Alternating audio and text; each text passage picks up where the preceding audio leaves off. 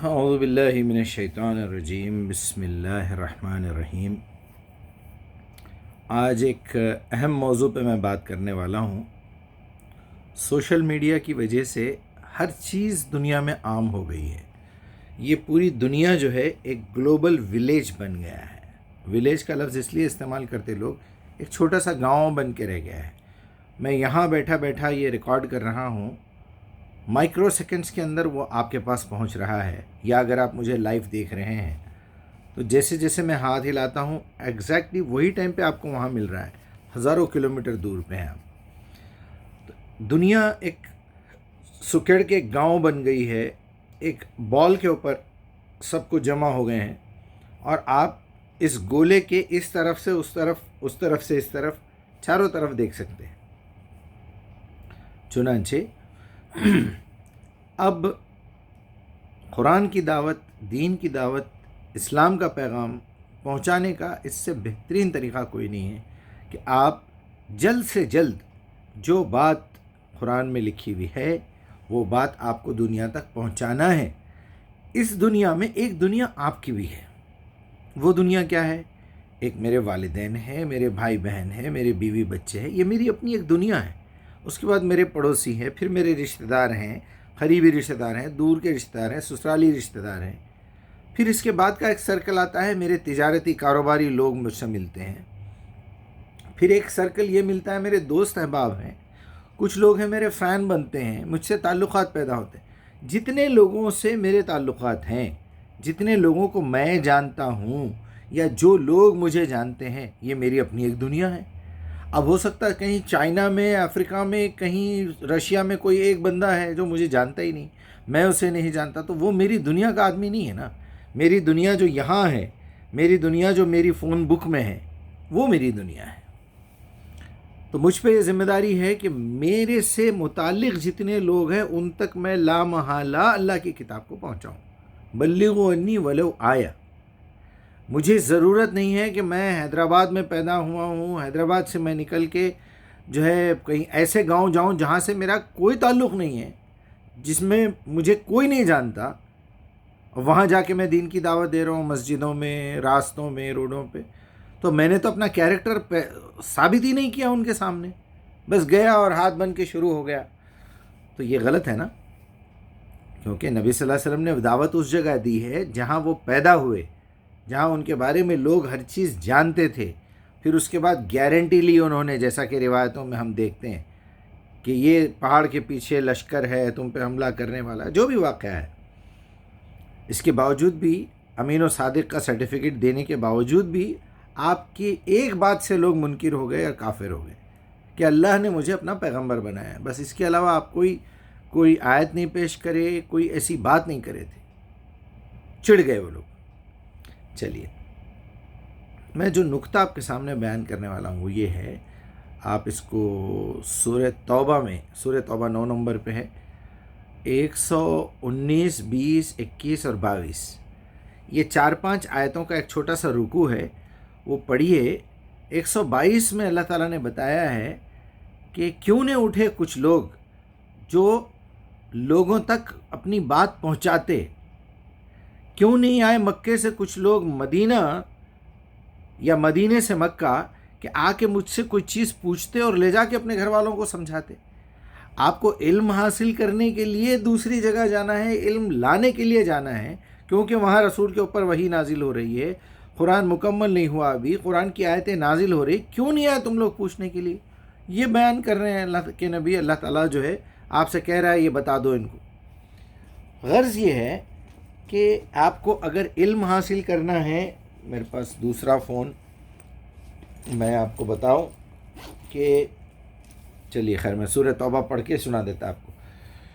بہرحال، کیوں نہیں اٹھے کچھ لوگ جو آ کے یہاں سے علم لے جاتے اور اپنے لوگوں میں پہنچاتے؟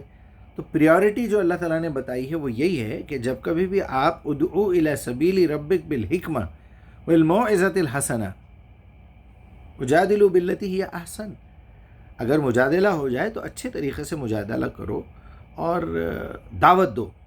ادعو الی سبیل ربک، تو دعوت کا جیسا ہی سبجیکٹ آئے گا تو آپ کو سب سے پہلے اپنے آپ کو دعوت دینا پڑے گا، اپنے نفس کو دعوت دینا پڑے گا. آپ قرآن سیکھیں گے، قرآن پڑھیں گے، اس کے بعد آپ کا کام ہے دوسروں تک وہ دعوت پہنچانا. اب اس میں پریورٹیز خود ہی بن جاتے ہیں آپ کے. آپ جب قرآن پڑھ رہے ہیں، آپ کی بیوی سامنے ہے، آپ کے بھائی بہن سامنے ہیں، آپ کی اولاد سامنے ہے، والدین ہیں، کوئی دوست ملنے آیا ہے، اس سے ذکر کیجئے کہ آج میں نے یہ آیت پڑھی ہے، سورہ توبہ کی آیت نمبر 122 میں نے پڑھی ہے، اس میں تو اللہ تعالیٰ نے ترتیب بتائی ہے باضابطہ. پھر پیسہ کہاں خرچ کریں، سورہ بقرہ میں ہے تو اس کی ترتیب بتائی ہے، وہی ترتیب آپ پیسہ خرچ کرنے پہ استعمال کیجئے یا پھر قرآن پہنچانے پہ استعمال کیجئے. اب آ رہا ہوں میں دوسرے موضوع کی طرف کہ چلیے آپ کو قرآن پہنچانا ہے، یہ ذمہ داری آپ کو مل گئی. کچھ لوگ ایسے کرتے ہیں جو قرآن کے دشمن ہیں، قرآن کی دعوت کے دشمن ہیں، اسلام کے دشمن ہیں، نبی کے دشمن ہیں، اللہ کے دشمن ہیں، بلکہ آخرت کے منکر ہیں. اگر ان کو احساس ہو کہ مجھے آخرت میں جا کے اپنی ہر حرکت کا جواب دینا ہے تو ایسی حرکت کبھی نہ کریں. وہ کہتے ہیں کہ قرآن مشکل ہے، قرآن کو بغیر حدیث کے نہیں سمجھا جا سکتا ہے، قرآن کو بغیر کسی چیز کے نہیں سمجھا جا سکتا ہے. یہ بالکل جھوٹ ہے، یہ بالکل گناہ کی بات ہے. یہ لفظ بولنا سیدھا سیدھا اپنے لیے جہنم میں گھر بنانے کے برابر ہے. آپ کو قرآن سمجھنے کے لیے سیدھی سیدھی بات ہے، قرآن جس زبان میں نازل ہوا ہے اس زبان آپ کو سیکھنا ہے. آپ کا بچہ انگلش میڈیم میں پڑھ رہا ہے، اسی لیے پڑھ رہا ہے کیونکہ سائنس، میتھمیٹکس اور جو ہے آپ کی پوری انگلش وغیرہ سوشل وہ آپ کو انگلش زبان میں ہے. اس میں اب سیکنڈ لینگویج آپ اردو لے رہے ہیں، تیلگو لے رہے ہیں، ہندی لے رہے ہیں، وہ ایک ڈیفرنٹ مسئلہ ہے. لیکن جو چیز آپ کرنا چاہتے ہیں، اگر آپ MBBS کرنا چاہتے ہیں تو آپ اردو میں نہیں کر سکتے، آپ تیلگو میں MBBS نہیں کر سکتے، آپ انجینئر تیلگو میں نہیں بن سکتے. ہاں اگر آپ کے اندر اتنی صلاحیت ہوتی تو آپ کیا کرتے، اپنی زبان کے اندر لوگوں کو باتیں سمجھاتے، جو کہ مترجمین کر رہے ہیں. لیکن اس کے باوجود عربی زبان ایک ایسی زبان ہے جو انسان کے برین کے حساب سے ڈیزائن کیا ہے اللہ تعالیٰ نے. یہ پہلے دن سے چل رہی زبان ہے. اس کا اکثر لوگ ثبوت پوچھتے ہیں، کیا ضرورت ہے ایسی باتوں کا ثبوت پوچھنے کی؟ کہاں سے ثابت کریں گے آپ اور ایسا کریں گے؟ خیر، اللہ تعالیٰ نے آدم کا ذکر کر کے بتا دیا کہ اللہ تعالیٰ نے آدم کو کچھ کلمات سکھائے، پھر اللہ تعالیٰ نے آدم کو توبہ کرنے کا طریقہ بھی سکھایا. ربنا ظلمنا انفسنا وان لم تغفر لنا وترحمنا لنکونن من الخاسرین. یہ عربی نہیں تو کیا ہے پھر؟ قیامت کے دن جہنمی جنتیوں سے یہ کہیں گے، جنتی جہنمیوں سے یہ کہیں گے، فرشتے ان کو یہ کہیں گے. وہ کون سی زبان ہے پھر؟ جنت کی اور جہنم میں کون سی زبان چلنے والی ہے؟ کچھ لوگ کہتے ہیں کہ چلو بھائی مرتے ہی عربی زبان آٹومیٹیکلی آ جائے گی، یا زندگی میں نہیں آ رہی وہاں کیا آئے گی؟ جب آپ کسی کنٹری میں جاتے ہیں، وہاں کی زبان نہیں سمجھتا ہے کوئی بھی، یا آپ اس کی زبان نہیں سمجھتے تو کیا ہوگا؟ آپ کھانا آرڈر نہیں کر سکتے، آپ کسی سے پانی نہیں پوچھ سکتے، آپ کسی سے راستہ نہیں پوچھ سکتے، آپ کسی سے روم کرائے کا، ہوٹل کرائے کی کہاں ملتی ہے نہیں پوچھ سکتے، آپ ٹیکسی والے کو اپنا پتہ نہیں سمجھا سکتے. کوئی نہ کوئی سہارا لینا پڑتا ہے آپ کو. جہنم میں بھی یہی ہونے والا ہے. جب آپ عربی زبان نہیں جانتے تو قیامت کے دن یہی ہوگا.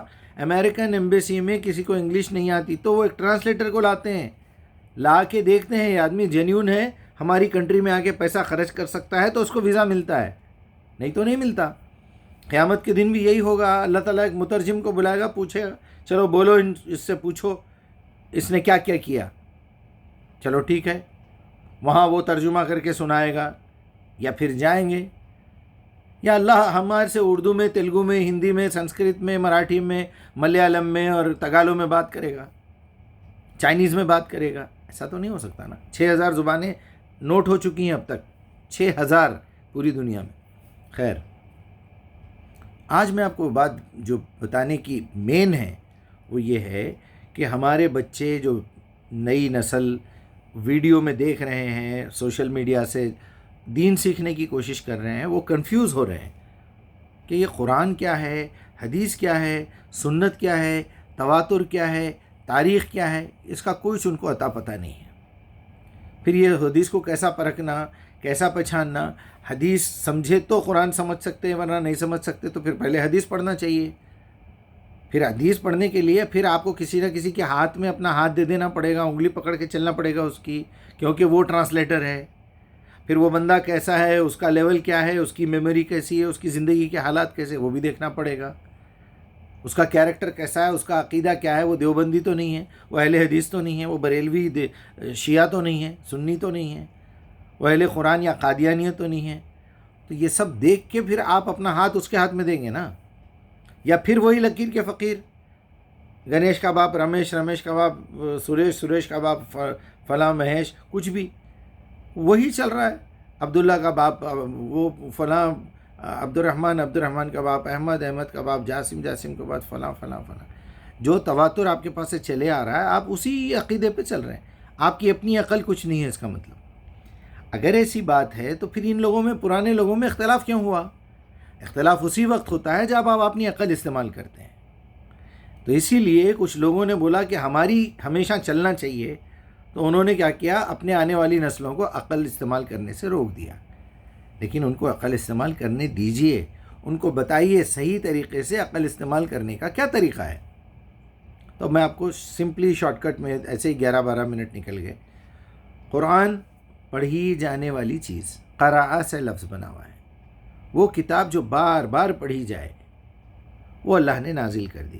اس کا نام ذکر بھی رکھ دیا، انا نحن نزلنا الذکر و انا لہ لحافظون۔ اس کا نام روشنی رکھ دیا، لیخرجکم من الظلمات الی النور۔ اس کا نام صلوات رکھ دیا، هو الذی یصلی علیکم، وہی ہے جو تم سے اپنا رابطہ قائم کرتا ہے قرآن پہنچانے کے لیے، وہ ملائکتہ اور اس کے فرشتے، لیخرجکم من الظلمات الی النور، تاکہ تم کو اندھیروں سے نکال کر یہ کتاب روشنی میں لے کے آئے۔ اس کا نام تلاوت بھی ہو سکتا ہے، اس کا نام روشنی ہے، اس کا نام دلیل ہے، اس کا نام اللہ کی آیات ہے، نشانیاں ہیں، اس کا نام فرقان ہے، اس کا نام میزان ہے، ترازو ہے۔ تو یہ ہے وہ اللہ کی کتاب جو محفوظ ہے۔ سنت کسے کہتے ہیں؟ اس کتاب میں جو آرڈرز لکھے ہوئے ہیں، جو آپ کو باڈی سے کرنے کے ہیں، جو بولنا ہے، اس کو محمد رسول اللہ نے کس طرح کر کے دکھایا، وہ ہے حدیث۔ اس سے کہتے ہیں جو آپ صلی اللہ علیہ وسلم نے اپنی زبان سے کہی ہے، تو اس کے کئی سیکشنز ہیں۔ اللہ کی طرف سے جو بات آ رہی وہ اصل حدیث ہے، وہ اللہ کی حدیث ہے، لیکن رسول کی زبان سے ہم کو مل رہی ہے۔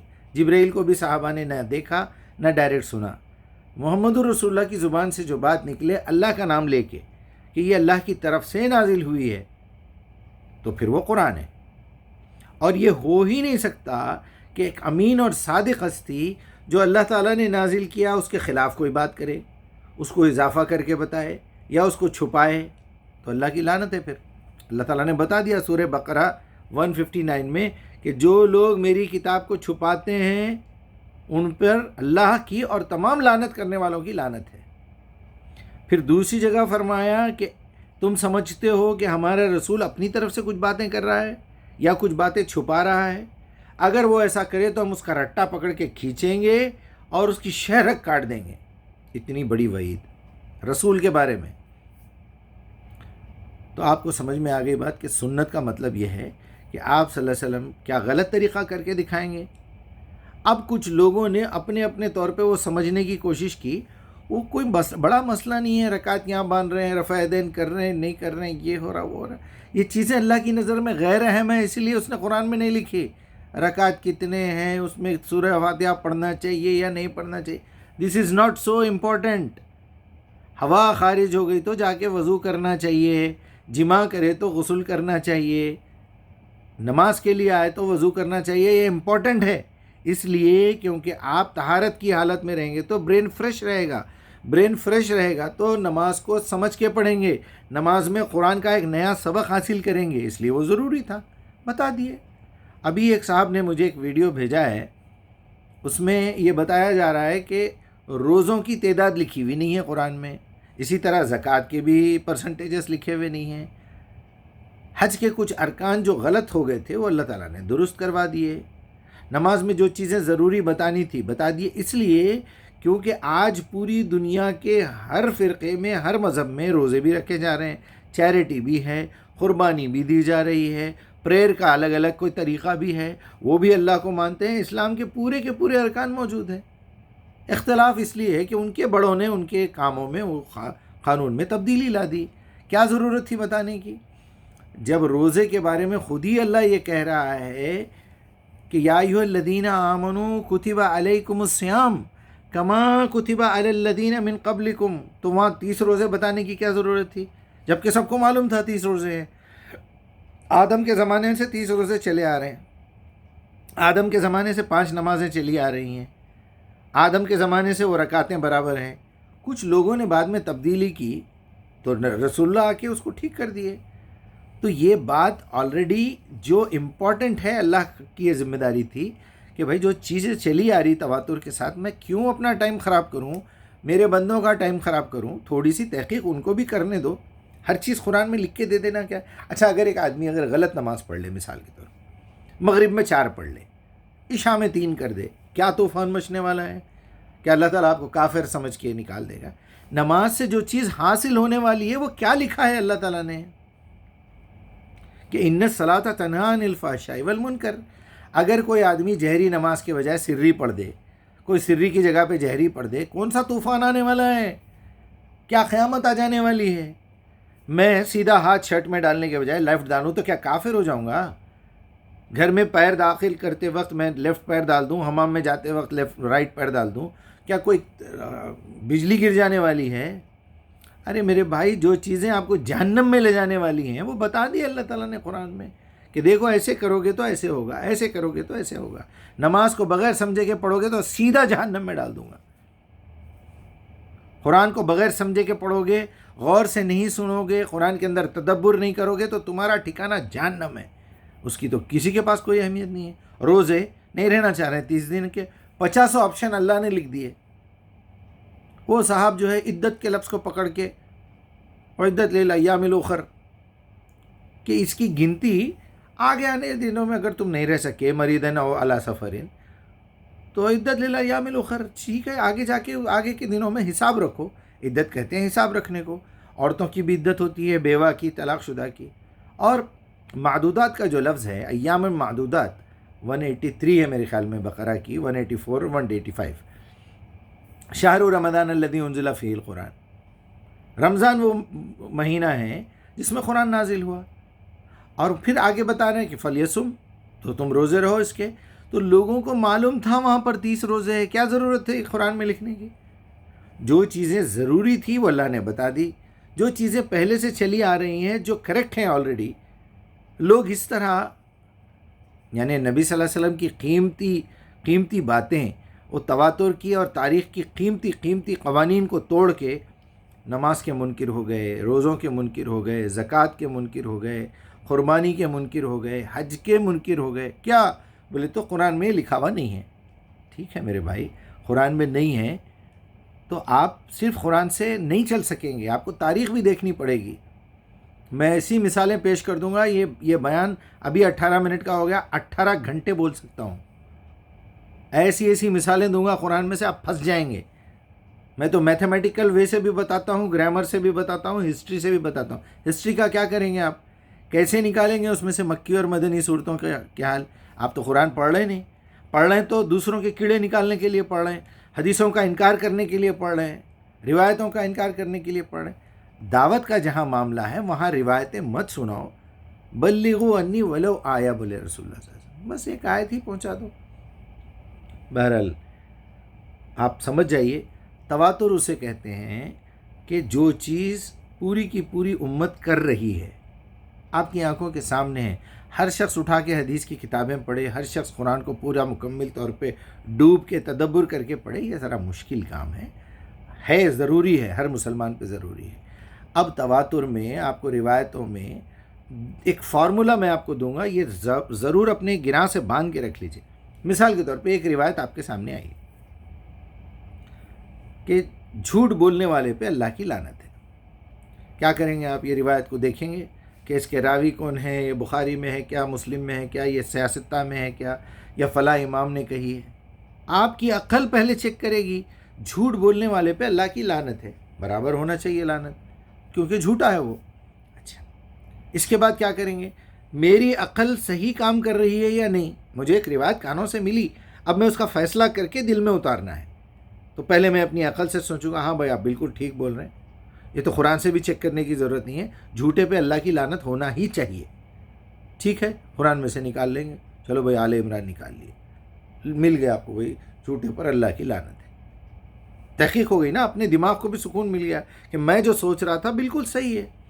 اب مجھے کیا ضرورت ہے امام بخاری ابو ہریرہ سے لے رہے ہیں, عبداللہ ابن عباس سے لے رہے ہیں, عائشہ سے لے رہے ہیں, علی سے لے رہے ہیں, کس سے لے رہے ہیں, مجھے کیا کرنا ہے تحقیق کر کے؟ تو جو بات قرآن سے میچ ہو گئی, آپ کی عقل سے میچ ہو گئی, اس کی تحقیق میں جانا نہیں ہے. اچھا, اگر کوئی آپ کو ایک روایت ایسی سنا دے کہ بھائی کوئی بھی ایک الٹی سیدھی بات کر دے کہ بھائی رسول اللہ نے زندگی بھر کوئی نماز نہیں پڑھی, کوئی بھی ایک ایسی بات کر دے, رسول اللہ کی 11 نہیں 111 بیویاں تھیں, یا کوئی بھی ایک ایسی بات کر دے, آپ بولیں گے بھائی یہ چیز عقل مانتی کیا؟ اب جیسا کہ ام المومنین عائشہ رضی اللہ عنہا کے بارے میں ہے, 6 سال 9 سال 6 سال 9 سال, عقل ہی ریجیکٹ کر دیتی اس مسئلے کو. پھر آپ کی جب عقل ریجیکٹ کر دی تو قرآن میں تو وہ ملنے والا ہے نہیں, کیونکہ اللہ تعالیٰ نے یہ دین انسان کی فطرت کے حساب سے بنایا. بھائی مجھے کیا کرنا ہے, ام المومنین عائشہ کی عمر 6 سال تھی یا 9 سال تھی, دس از ناٹ مائی سیلیبس. آپ نے وہیں ریجیکٹ کر دیا. کیا ضرورت ہے آپ کو راویاں ڈھونڈنے کی, یہ روایت ان سے ملی, یہ روایت ان سے. ہاں چلیے, میں اچھی مثال یاد آئی. مسلم شریف میں اور بخاری شریف میں 300 نمبر کی حدیث ہے بخاری میں, صحیح بخاری, جو سعودی عرب سے بھی چھپ رہی, لبنان سے بھی چھپ رہی, مصر سے بھی چھپ رہی, دارالسلام سے چھپ رہی, حدیث نمبر 300. اس میں ام المومنین حضرت عائشہ صدیقہ رضی اللہ عنہا سے روایت ہے, اور بے شمار اس کے اندر راوی موجود ہیں, اور آخری میں نام لکھا ہوا ہے ایک اسود, ایک کالے کو عائشہ رضی اللہ عنہا نے یہ بات بتائی کہ میں حیض کی حالت میں ہوتی اور نبی صلی اللہ علیہ وسلم میرے ساتھ مباشرت کرتے, جبکہ ہمارے کو عقل سے ہی سمجھ میں آیا تھا یہ بات جھوٹی ہے. پھر قرآن میں سے دیکھو تو سورہ بقرہ آیت نمبر 222, سورہ نمبر بھی 2, باتیں بھی ہو رہی ہے دونوں کی, جماع کی بات ہو رہی ہے نا, کہ دونوں جماع کرے, اور اس وقت جو ہے باضابطہ جنبی کا لفظ ہے کہ وہ دونوں جنابت کی حالت میں بھی تھے, سیکس کر چکے تھے, اس کے بعد نہا رہے تھے ایک ہی ٹب میں. تب آپ صلی اللہ علیہ وسلم نے مجھے لنگوٹ باندھنے کا حکم دیا تاکہ وہ بلیڈنگ جو ہے وہ پانی میں نہ مکس ہو جائے, اور میں اس وقت حائضہ تھی. کیا آپ یہ روایت کو روایت مانیں گے؟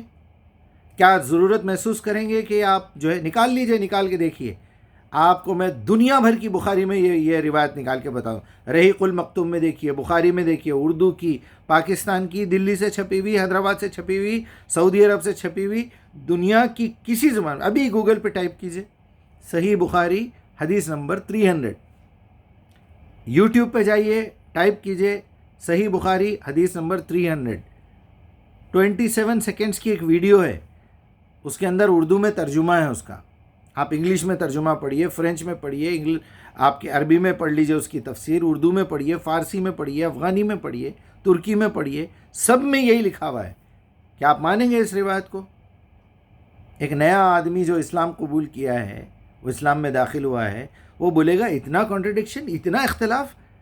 یہ ایک شخص محمد بن عبداللہ صلی اللہ علیہ وسلم اللہ کا نام لے کے کتاب کے اندر سورہ بقرہ کی 222 میں ایک بات کرتے ہیں اور اپنی زندگی میں اس کے خلاف عمل کرتے ہیں. رسول اللہ تو ہاتھ اٹھا لیں گے قیامت کے دن, میں نے ایسا کبھی کیا ہی نہیں, نہ میں نے کسی کو بولا. عائشہ رضی اللہ عنہا ہاتھ اٹھا لیں گی, بولیں گی یہ کس کمبخت نے تم لوگوں کو بتا دیا. جوتے نہیں پڑیں گے قیامت کے دن. پھر اس دن اٹھا کے بیانات میں پیش کر رہے ہیں, جمعے کے دن واٹس ایپ گروپ چلا رہے ہیں, سیاہ ستہ کا گروپ چل رہا ہے, اہل حدیث کا گروپ چل رہا ہے, تبلیغی جماعت کا گروپ چل رہا ہے, اس میں یہ روایتیں ڈالی جا رہی ہیں. آپ اپنی والدہ کے بارے میں بول سکتے ہیں کہ میری والدہ حائضہ ہوتی تھی اور والد صاحب مباشرت کرتے تھے. دوستوں میں, لوگوں میں, مسجدوں میں سنائیں گے ام المومنین عائشہ رضی اللہ عنہا ہیں وہ, اور وہ محمد رسول اللہ ہے, خاتم النبیین. شرم نہیں آتی ہے ایسی باتیں کرتے ہوئے؟ تو مطلب یہ ہے کہ آپ کو اگر کوئی روایت مل جائے تو سب سے پہلے اپنی عقل کی عدالت میں رکھ کے دیکھیے. ریجیکٹ ہوتی تو قرآن میں جسٹ تسلی کے لیے, آپ کی عقل کا ٹیسٹ لینے کے لیے کہ یہ بات قرآن میں ہے یا نہیں ہے. ہے تو لے لیجئے, اپنی عقل کے اوپر بھی ٹھپا لگا دیجئے، ہاں میری سوچ صحیح ہے اس معاملے میں. اگر وہ غلط ہے تو مطمئن ہو جائیے کہ میرے دماغ نے بھی ریجیکٹ کر دیا، قرآن نے بھی ریجیکٹ کر دیا، قرآن تو اس کے خلاف بات کر رہا ہے. اور 222 میں یہی ہے کہ یسألونک عن المحیض، اے محمد آپ سے یہ لوگ حیض والی عورت کے بارے میں دریافت کر رہے ہیں، سوال کر رہے ہیں. ان سے کہو یہ گندگی کی بری حالت ہے، اس میں عورتوں سے بچ کے رہنا. ولا تقربوہن، ان کے قریب بھی نہ جانا. حتی تطہرن، جب تک کہ وہ طہارت سے نہ ہو جائیں. اس کے بعد جاؤ اس طرح جس طرح اللہ تعالیٰ نے جانے کا حکم دیا ہے. اللہ بہت توبہ قبول کرنے والا ہے. تو آپ کو روایتیں چیک کرنے کے لیے سب سے پہلے اپنی عقل، پھر اس کے بعد قرآن. ایک روایت ایسی ملتی ہے آپ کو جو آپ کو قرآن کے خلاف بھی نہیں جا رہی اور قرآن کا فیور بھی نہیں مل رہا اس کو، آپ کی عقل کو بھی اچھی لگتی ہو کہ یار بالکل یہ بات تو صحیح لگ رہی ہے، اب اس کی تحقیق کرنا چاہیے، یہ کام کرنا چاہیے یا نہیں کرنا چاہیے. اگر آپ کا دل چاہ رہا ہے 30 روزے رہنا ہے، کیونکہ اللہ تعالیٰ نے بتا دیا کہ یا ایھا الذین آمنوا کتب علیکم الصیام کما کتب علی الذین من قبلکم لعلکم تتقون، اس سے تقوی حاصل ہو رہا ہے. پھر اللہ تعالیٰ نے آگے آ کے اور بھی اس کو آسان کر دیا کہ دیکھو یہ مہینہ رمضان کا مہینہ قرآن کا مہینہ ہے، لہذا روزے رہو اس کے اندر. اگر نہیں رہ سکتے، کوئی مشکل ہو رہی، مریض ہے، سفر میں ہے، تو پھر وہ دنوں کو گن کے رکھو، بعد میں وہ دن مکمل کر لینا. بالکل عمر ختم ہو گئی ہے، بیماری آخری لگ رہی ہے، تو ایک مسکین کو کھانا کھلا دو.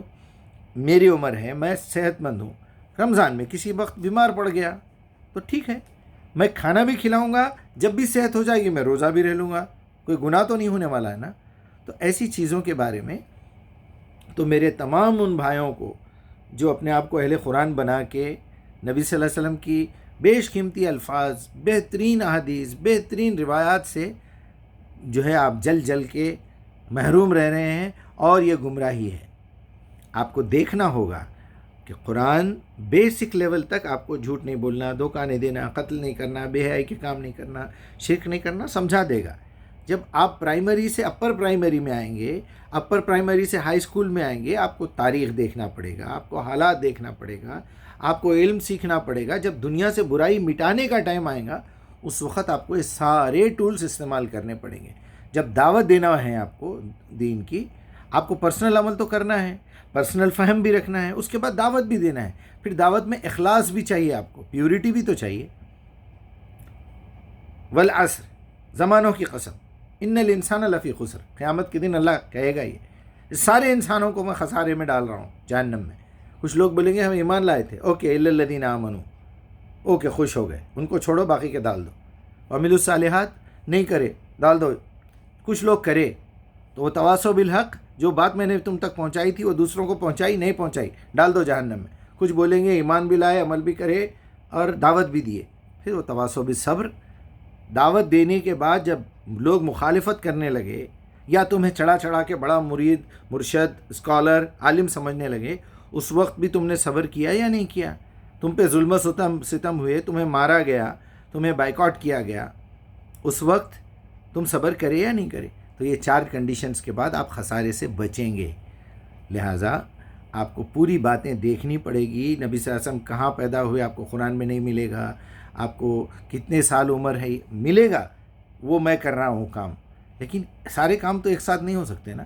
بہت ساری باتیں ہیں، 11 شادیوں کا آپ کو نہیں ملے گا، بہت ساری باتیں. لیکن وہ سوالات آپ کے سلیبس کے نہیں ہیں، اس پہ ٹینشن مت لیجئے. اللہ تعالیٰ آپ سے ان باتوں کے بارے میں نہیں پوچھنے والا ہے. عیسیٰ زندہ تھے، عیسیٰ مر گئے، عیسیٰ واپس آنے والے ہیں یا نہیں آنے والے ہیں، یہ آپ کا سبجیکٹ نہیں ہے. عائشہ کی عمر 6 سال تھی، 9 سال تھی، عائشہ ابو بکر کی بیٹی تھی یا ابو بکر کی بہن تھی. کیا ضرورت ہے آپ کو یہ سب پریشانیوں میں پڑنے کی؟ آپ کا جو سلیبس ہے، محکمات ہیں کہ اللہ نے کہا ایسا کرو، ایسا کرو، ایسا کرو، وہ نوٹ کیجئے. اور اللہ نے منع کیا ایسا مت کرو، ایسا مت کرو، ایسا مت کرو، وہ بھی نوٹ کر لیجئے. بات ختم. دعوت کا کام تو اور آسان ہے، بس کتاب کی ایک آیت پہنچا دینا ہے یا پھر لوگوں کو قرآن کی طرف متوجہ کرانا ہے. اس کا سب سے بہترین لیٹسٹ کمپیوٹر آنے کے بعد، کیلکولیٹر آنے کے بعد جو طریقہ ہے وہ میتھمیٹکس آف قرآن ہے. ورڈز کو لکھیے، پوری قرآن میں یہ لفظ کتنے مرتبہ آیا، اس کا اپوزٹ ورڈ کتنے مرتبہ آیا، اس سے ملتا جلتا ورڈ کتنے. آپ کو آپ ایمان لانے پہ مجبور ہو جائیں گے قرآن اللہ کی کتاب ہے. کچھ نالائق کہتے ہیں یہ بیکار بات ہے، یہ چھوڑیے. خیر، اللہ معاف کرے. السلام علیکم ورحمۃ اللہ.